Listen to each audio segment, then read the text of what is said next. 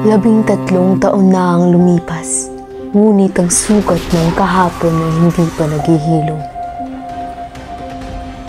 Ngayon, siya ay bumalik, ngunit hindi upang magpatawad.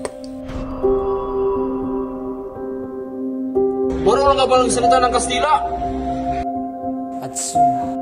Inbitir, stop no! Tayo ang pag-asa ng bayan, ngunit bakit tayo ay tinuturing na kaaway? Ano ang masasabi niyo sa pagpapatayo ng akademya? Kung isang magpangakas ng higit. Sa isang iglap, mawawala ang kanilang kasiyahan at sa abo ng kanilang mundo, sisilang ang tunay na kalayaan.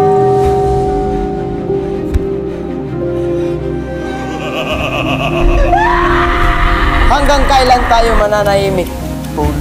Ang lampara, pasasabugin niya ang lahat! Isa sa mga! Anak! Hindi ikaw to! Anak! Hindi ikaw to! Ang kadiliman ng kasulukuyan ay may katapusan.